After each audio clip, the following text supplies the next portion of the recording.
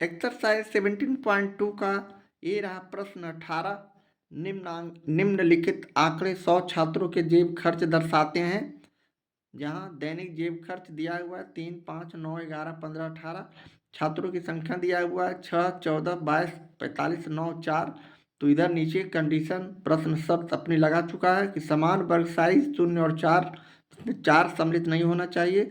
4, 8 माने हमारा वर्ग अंतराल 0, 4, 4, 8, 8, 8 का 4, 4 का अंतर लेते हुए एक बारंबारता सारणी बनाना है। तो चलें इसे भी हम उसी तरह प्रश्नों का सॉल्यूशन करेंगे जिस तरह हमने पूर्व में प्रश्नों का सॉल्यूशन करते आ रहे हैं। प्रश्न 18 का बारंबारता बंटन सारणी बनाने के लिए हमें इस तरह का कॉलम बनाना है। उसी तरह वर्ग अंतराल, मिलान चिन्ह और बारंबारता लिखेंगे। यहाँ हमारे पास कंडीशन 0 और 4, 4 और 8 सम्मिलित करते हुए वर्ग अंतराल बनाना है। तो हम यहाँ 0 और 4 किए, इसी तरह 4 और 8 किए, यानी 4, 4 का अंतर।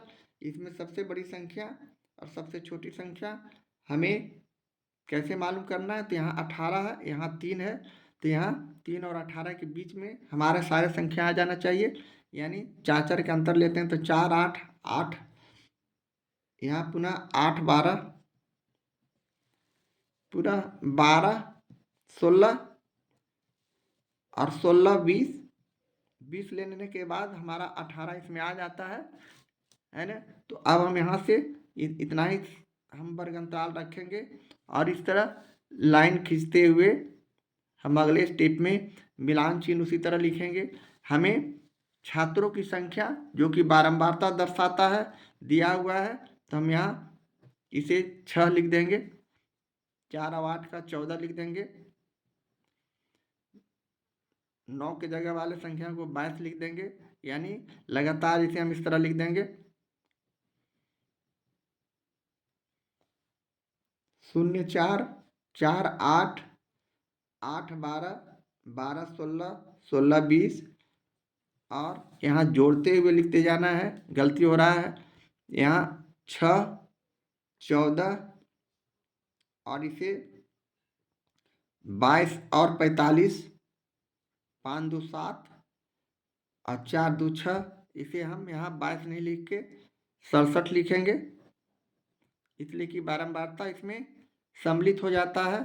8 और 12 के बीच में 9, 11 आ जाते हैं, तो ये दोनों जुट जाएंगे, है ना। यहाँ 8, 12 जो है हमारा बारंबारता 9, 11, तो 22, 45 जुट गए, तो 67। 67 आने के बाद अब हम 12, 16 के बीच वाली संख्या 15 का सिर्फ 9 लिखेंगे। यहाँ हमें देखना रहता है कि वर्ग अंतराल 12 और 16 के बीच में हमारे कौन कौन संख्या है। तो 15, 12 और 16 के बीच में आ जाते हैं, तो 9 हम लिखेंगे। इसी तरह 18 लास्ट में 4 लिख देंगे। इस तरह लिखने के बाद अब हम मिलान चिन्ह भी इसी तरह लिख सकते हैं, लेकिन मिलान चिन्ह लिखने के लिए हम उसी तरह 1, 2, 3, 4, 5, 1, 6, 14 लिखने के लिए उसी तरह 1, 2, 3, 4, 5, 1, 2, 3, 4, 5 और 2 और 4 लिख देंगे। 5, 5, 10, 4, 14। इसी तरह 67 लिखने के लिए एक लंबी लाइन लिखेंगे। 1, 2, 3, 4, 1, 2, 3, 4, यानी 5, 5, 10 और 5, 15, 5, 20, 5, 25, 5, 30, 30 और 5, 35। इसी तरह यहाँ जगह का अभाव रहने से हम यहाँ ज़्यादा नहीं लिख पाएंगे।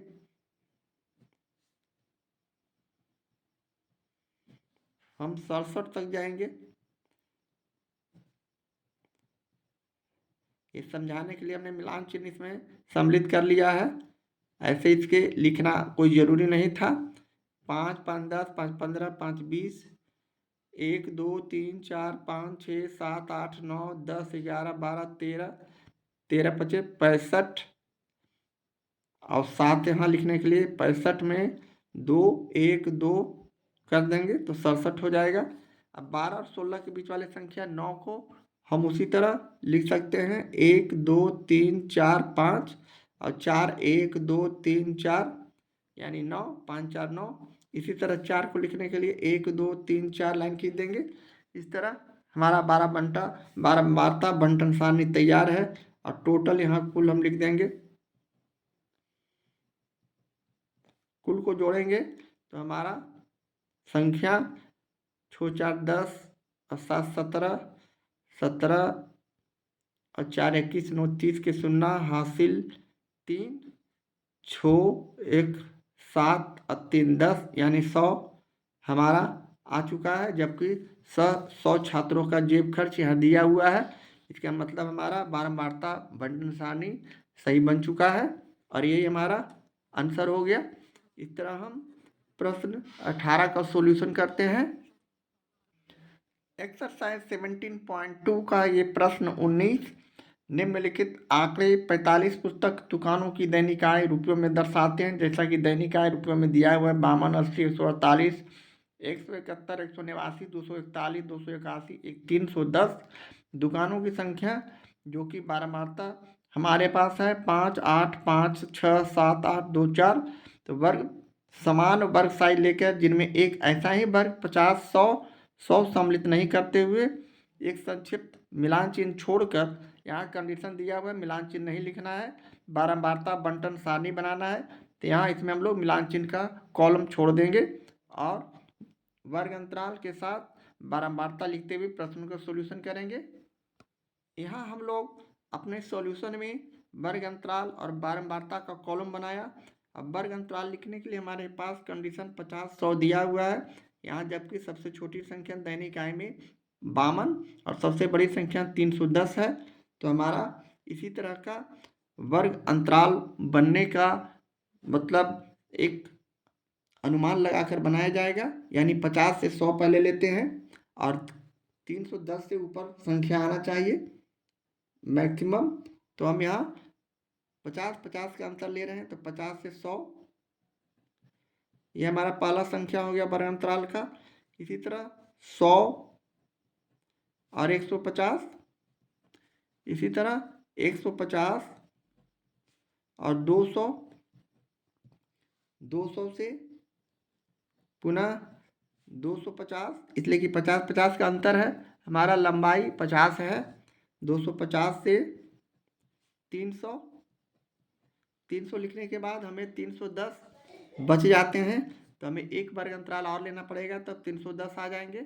तो हम 300 और 350 इस तरह का हम वर्ग अंतराल लेते हैं और हम इसी तरह बारंबारता भी लिखेंगे, यानी 50 से 100 वाले संख्या हम यहाँ दैनिक आय में देखेंगे 50 से 100 यानी 52 और 80 50 के 100 में आ जाते हैं तो 5 और 8 जोड़ देंगे तो 13।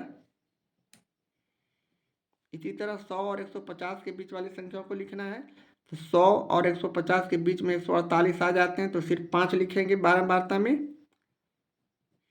इसी तरह 150 और 200 के बीच वाली संख्या को लिखेंगे, 150 और 200 के बीच में 171 आ जाते हैं। 150 और 200 के बीच में 171 189 दोनों आ जाते हैं।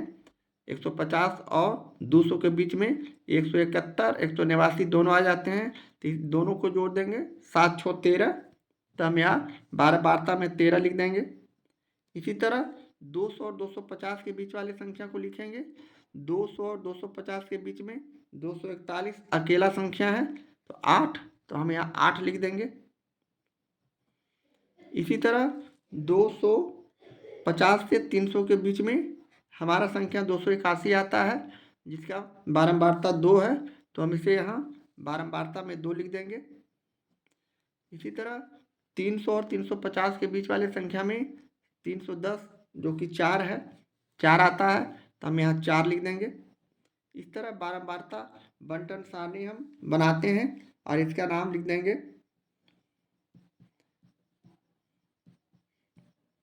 बारंबारता बंटन सारणी। अब इसका कुल टोटल जोड़कर हम लिख सकते हैं कुल संख्या हमारा आना चाहिए कम से कम 45 पुस्तक है तो हमें 45 आना चाहिए। इसे जोड़ लें 13 और 5 18, 18 3 21 10 31, 31 8 39, 39 2 41, 41 4 45। इस तरह हमारा जो ये रिजल्ट है 45 बिल्कुल सही आ रहा है और ये हमारा आंसर हो गया, सॉल्यूशन हो गया। इस तरह हम प्रश्न 19 का बारंबारता बंटन सारणी बनाते हैं डायरेक्ट दैनिक आय और दुकानों की संख्या के आधार पर। जैसा कि आंकड़ा इसमें उस तरह का दिया नहीं रहता है, सिर्फ इसे हम इसी तरह बनाते हैं। इस तरह हमारा ये 19 का प्रॉब्लम सॉल्व हो चुका है।